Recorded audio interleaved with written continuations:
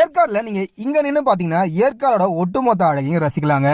அது மட்டும் இல்லாம நம்ம இப்ப நின்னுட்டு இருக்க இடம் ஒரு கண்ணாடி பிரிட்ஜ். இது மேல நடந்து போற அனுபவமே வேற லெவல்ல இருக்குங்க. ஏற்காடுல ஸ்கை பார்க் அப்படின்னு சொல்லி ஒரு ஏரியா இருக்கு. இதற்கு உள்ளாரதாங்க ஒரு கண்ணாடி பிரிட்ஜ் இருக்கு.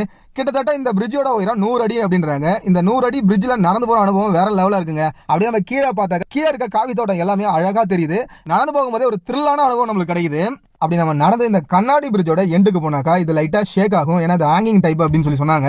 இங்க இருந்து ஏற்காடோட பச்சை பசேன்னு பசுமை பொருத்திய இயற்கை அழகா ரசிக்கலாங்க. எங்க திரும்பினாலும் வியூ வந்து வேற லெவல்ல இருக்கும். அதுவும் நீங்க ஒரு ஈவினிங் டைம் போறீங்க அப்படின்னா கிளவுடோட பாக்குறதுக்கு அல்டிமேட்டா இருக்குங்க.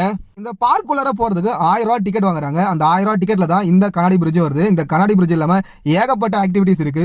நம்ம இந்த கிளாஸ் பிரிட்ஜுக்கு போறதுக்கு தனியா 200 ரூபாய் கொடுத்து ரோப் சேர் பே பண்ணும். நீங்க ரோப் சேர்ல போனீங்கன்னா காபி தோட்டத்தோட அழகா ரசிக்கலாம். அப்படி இல்லப்பா ரிலாக்ஸா இந்த காபி தோட்டத்தை சுத்தி பார்த்துட்டே போகணும் அப்படின்னா நடந்து கூட போலாங்க. நீங்க ஏற்காடு போறீங்க